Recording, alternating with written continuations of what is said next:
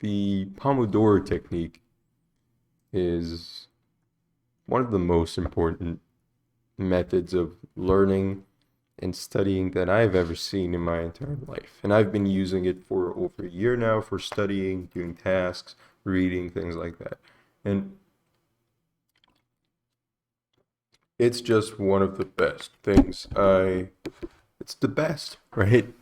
You probably clicked on this video because you sort of want something, some way of getting things done and being more efficient with your time and retaining information. You're probably a college student, high school student, someone that does a lot of reading and learning really. That's where it really matters.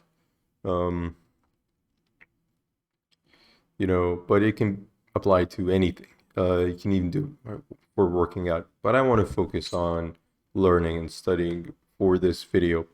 So let's say you have an exam coming up, right? And you have to study this document on the screen. It's 21 pages long. You have no idea what's going on and a lot of diagrams. And it's like, crap, man, I don't know. I don't understand anything. So this should help you. Um, so the first step is, oh God, my bird has just pooped on my arm. Anyway, the first step is to choose the task, right? So we've already done that. I want to study this about polymers. Okay. Second step, right? That will be to set the timer. So the guy who came up with this technique, his name is Francesco Cirillo, right?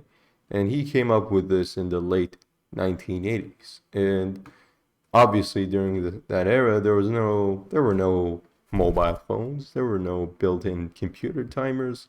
You had to do it manually, right? So people used things like alarm clocks um, and Pomodoros, right? That's where the name comes from. So if you haven't heard of Pomodoro, it looks like this. It's basically a tomato, but it's not a real tomato. It's timer. You twist it to set the amount of time you want it to rotate for. And once it hits, the 0 mark or whatever, it rings, right?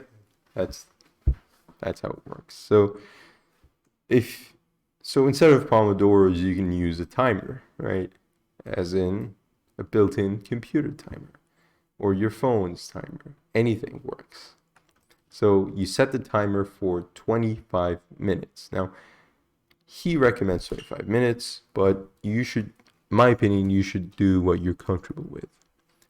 So let's say if you're comfortable setting for 40 minutes, for example, uninterrupted with no distractions. More on that shortly.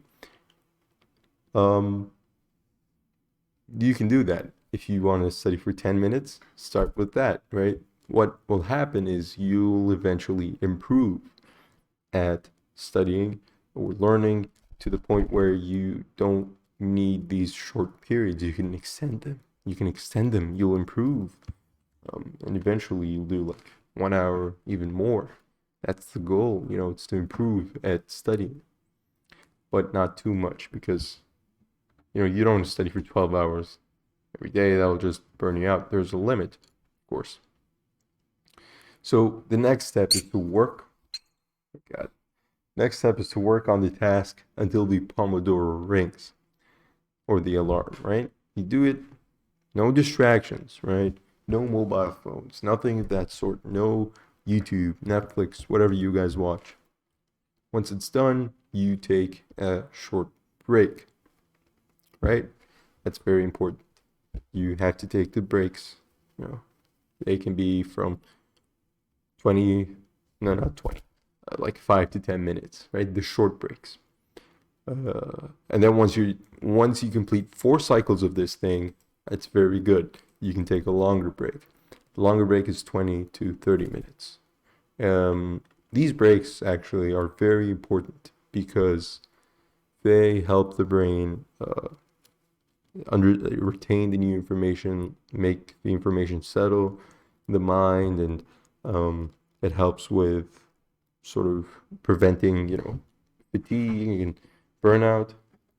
Important things to consider. You can't just study continuously. A lot of people do that. It's like there are two extremes, right? Those who study for like 10 minutes and then give up, and those who study for 5 hours and burn out. There are some people who can do that, but I can't. I personally can't do that. So I need these breaks. So that's the Pomodoro technique. The eventual goal is for you to be able to study for 1 hour plus, uninterrupted. Of course, you're gonna take the breaks and stuff, but you know, your threshold for studying, learning is gonna increase because you're practicing your mind. This topic is very important to me because a lot of teenagers nowadays, Zoomers, they are distracted.